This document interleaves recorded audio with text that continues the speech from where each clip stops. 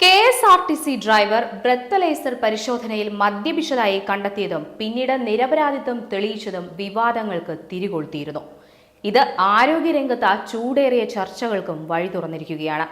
Homeo മരുന്ന് കഴിച്ചാൽ മദ്യപാന പരിശോധനയിൽ കുടുങ്ങുമോ? മദ്യപിച്ചു കുടുങ്ങിയാൽ തന്നെ മദ്യപരിശോധനയിൽ മദ്യപിച്ചു എന്ന പേരിൽ കുടുങ്ങിയാൽ തന്നെ ഹോമിയോ മരുന്ന് കഴിച്ചതാണെന്ന് പറഞ്ഞ് രക്ഷപ്പെടാൻ സാധിക്കുമോ? ഇനി മദ്യപിച്ചു തന്നെ കുടുങ്ങിയതാണെങ്കിൽ ഹോമിയോ മരുന്നിന്റെ പേരിൽ രക്ഷപ്പെടാൻ സാധിക്കുമോ? ഇങ്ങനെ 2-3 ചോദ്യങ്ങളാണ് ഉയരുന്നത്. കോഴിക്കോട് മാനന്തവാടി റൂട്ടിൽ സർവീസ് നടത്തുന്ന ഡ്രൈവർ ഷിതീഷിനെ മദ്യപിച്ചു എന്ന് പറഞ്ഞ് ഡ്യൂട്ടിയിൽ നിന്ന് മാറ്റി നിർത്തിയത് വിവാദങ്ങൾക്ക് വഴിതെളിച്ചിരുന്നു.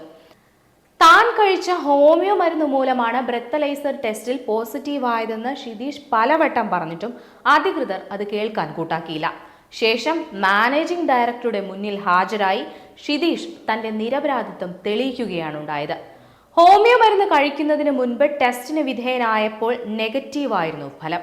മരുന്ന് കഴിച്ചതിന് ശേഷം ബ്രെത്തലൈസർ ടെസ്റ്റ് നടത്തിയപ്പോൾ പോസിറ്റീവ് ആവുകയും ചെയ്തു. എന്തൊരു വിരോധാഭാസമാണ്! ഇതോടെയാണ് ഷിതീഷിനെ കുറ്റവിമുക്തനാക്കിയത്. അടുത്തിടെ റെയിൽവേ സ്റ്റേഷനിലും ലോക്കോ പൈലറ്റിനെതിരെ സമാനമായ നടപടിയെടുത്ത സംഭവം നടന്നിരുന്നു.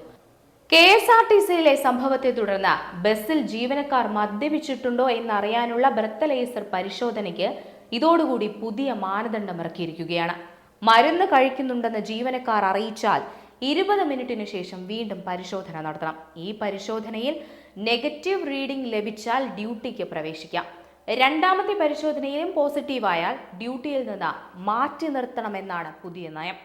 ഇനി എന്താണ് KSRTC ഡ്രൈവറുടെ കാര്യത്തിൽ സംഭവിച്ചതെന്നാൽ, ഹോമിയോ മരുന്ന് തയ്യാറാക്കുമ്പോൾ അതിന്റെ ദ്രാവക രൂപം നിലനിർത്താനും ഗുണനിലവാരം കുറയാതിരിക്കാനും ശരീരത്തിൽ പെട്ടെന്ന് അലിഞ്ഞു ചേരാനുമായി ആൽക്കഹോൾ ഉപയോഗിക്കുന്നുണ്ട്.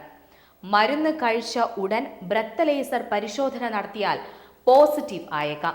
ബ്രെത്തലൈസറിലേക്ക് ശ്വാസം പുറന്തള്ളുമ്പോൾ അതിലുള്ള എഥനോൾ തിരിച്ചറിയുകയും അളക്കുകയും ചെയ്യുന്നു. ആൽക്കഹോളിന്റെ അളവ് കൂടുതലുള്ള ഹോമിയോ മരുന്ന് കഴിച്ച് കുറച്ചു നേരത്തിനുള്ളിൽ പരിശോധന നടത്തിയാൽ വളരെ കുറഞ്ഞ അളവ് ഉപയോഗിച്ചാൽ പോലും ശ്വാസത്തിൽ ആൽക്കഹോൾ സാന്നിധ്യമുണ്ടാകാം. പല്ല് വൃത്തിയാക്കാനുള്ള ദ്രാവകം, മൗത്ത് വാഷ്, ഹോമിയോപ്പതിക് സ്പ്രേ തുടങ്ങിയവയിലും ആൽക്കഹോൾ കണ്ടന്റുണ്ട്. ഇത് ബ്രെത്തലൈസറിൽ തെറ്റായ ഫലം നൽകിയേക്കാം. അലോപ്പതിക് കഫ് സിറപ്പുകൾ, ആയുർവേദ അരിഷ്ടങ്ങൾ എന്നിവയിലും ആൽക്കഹോൾ അടങ്ങിയിട്ടുണ്ട്. ഹോമിയോ മരുന്നുകളോ കഫ് സിറപ്പോ അരിഷ്ടമോ കഴിച്ച ശേഷം ഉടൻ ബ്രെത്തലൈസർ ടെസ്റ്റിന് വിധേയരാകാതിരിക്കുക എന്നാണ് വിദഗ്ധർ ഇപ്പോൾ അറിയിക്കുന്നത്.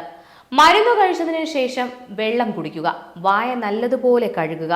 ബ്രെത്തലൈസറിൽ പോസിറ്റീവായാൽ രക്തപരിശോധന അങ്ങോട്ട് തന്നെ ആവശ്യപ്പെടുക.